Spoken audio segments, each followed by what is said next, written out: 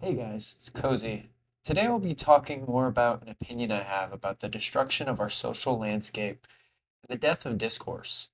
So if you disagree and feel the things I'm going to be talking about in a negative light in this video are justified, let's start a discussion in the comments and pick each other's brain to really sort out why some feel that they have to act in these ways. So without further ado, let me tell you all what I've been thinking about recently. I feel we have gotten into a dark age of open discourse online and in real life as well. It seems to me that there is no room for disagreement. Our space is filled with radical my way or the highway types who use specific rhetoric to justify poisoning and dividing the social consensus, like harmful or hate speech, when in reality it usually comes down to just disagreements and differing views and perspectives. The amount of people brainwashed by their favorite YouTuber or news channel appalls me. They are so fueled by hate and virtue. They think they are fighting some type of battle for justice when they are just living normal lives the same as everyone else they claim to be evil.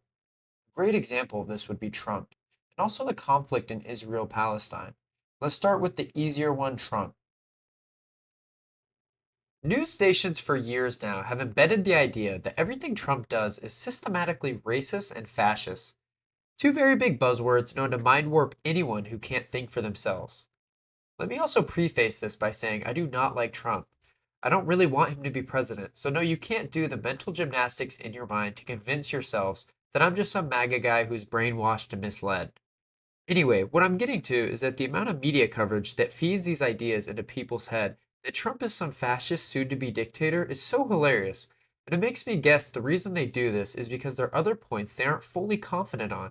So instead of having open discourse and be open minded, something liberals scream to the rooftops that they are, they instead just try to disregard anything with, well, he's a fascist, case closed. In fact, so much of news coverage is that exact scenario with no real points. No real arguments, just absurd talking points trying to discredit anyone who entertains them. Now, where you see the horrible outcomes that are caused by this type of irresponsible reporting is in conversations you have on the internet and even just day to day conversations with people you know. These conversations usually go like this: someone says something they believe, and the other person already has disregarded it in their mind, will just ridicule them for possibly thinking that way without any fact based argumentation. It always boils down to thesis points given to them by Twitter or the 30 minutes of news they watched. When you repeat the process for years and years, you have these deeply embedded views in people's minds, and they don't even know why they believe, only that the other side has to be wrong.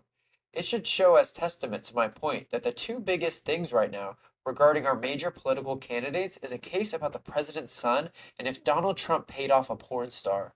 Completely irrelevant topics in regard to what they will be doing in the White House. If you have found yourself arguing or feeling emotionally charged about either of these topics or anything similar, you need to wake up.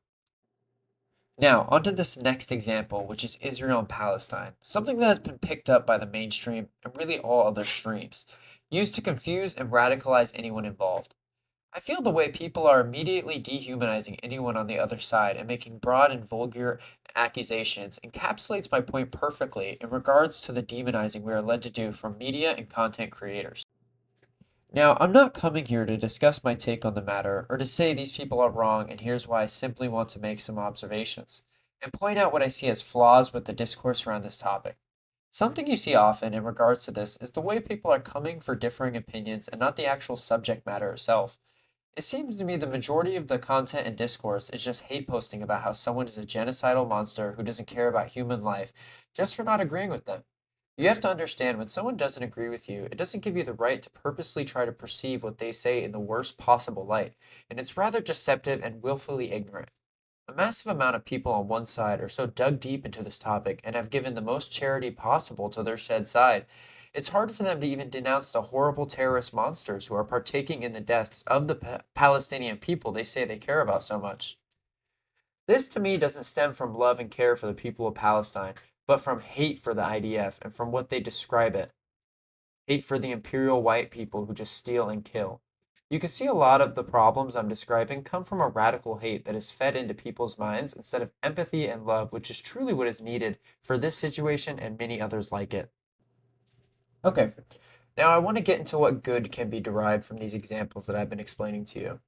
There are two huge points that I really want to nail down, and the first one is that it's okay to disagree.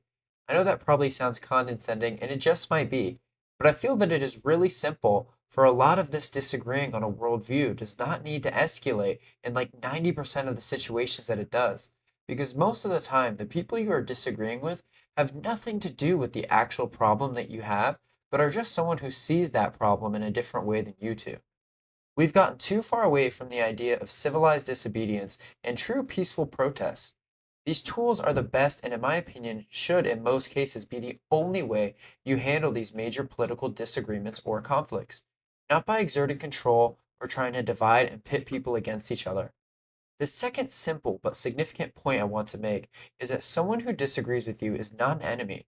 You have every right not to engage with someone if all you're going to do is escalate and try to prove you're right.